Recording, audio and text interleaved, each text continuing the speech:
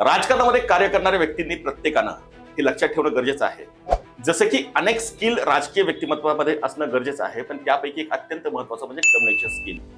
मग communication skill कसं? तर इतर क्षेत्रामधलं कम्युनिकेशन स्किल हे टोटली वेगळं आहे. म्हणजे संवाद कौशल्य पूर्णपणे वेगळं आहे आणि राजकारणामध्ये कार्य करणाऱ्या व्यक्तीचं संवाद कौशल्य हे वेगळं आहे. एक काळ होता की त्या काळामध्ये लोक अशिक्षित होती, त्यांना फारशी माहिती नसायची आणि त्यामुळे राजकारणी व्यक्तीकडे त्यांचा पाहण्याचा दृष्टिकोन असा असायचा की हा आमचा प्रश्न सोडवू शकतो, कोणत्याही प्रश्नांना आमच्या न्याय देऊ शकतो आणि त्यामुळे ही लोक स्वतःहून राजकारणी व्यक्तीकडे विनयशीलतेनं आणि त्यांच्याशी स्वतःहून संपर्क साधत असत.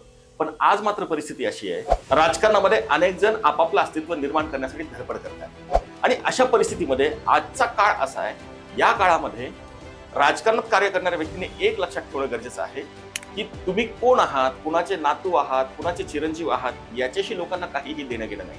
लोक हे पाहतात की हा व्यक्ती आमच्याशी कसा बोलतो, कसा वागतो आणि म्हणून राजकारणामध्ये कार्य करणाऱ्या व्यक्तीनं अहमपणा सोडणं आणि स्वतःहून बोलणं हे स्वतःच्या संवाद कौशल्यातलं एक तत्व ठेवलं पाहिजे. मग भलेही तो तुमच्या मतदारसंघातील हमाल असेल अथवा एक मोठा अधिकारी असेल, एक त्याच्याकडे पाहण्याचा आपला दृष्टिकोन एक मत म्हणून तो माझ्यासाठी समान आहे, या दृष्टिकोनातून आपण प्रत्येक नागरिकाकडे आपल्या कार्यक्षेत्रातल्या पाहिलं पाहिजे, जेणेकरून तो नागरिक कुणीही असो त्या प्रत्येकाच्या मनामध्ये आपल्याबद्दल एक सकारात्मक भाव निर्माण होतो.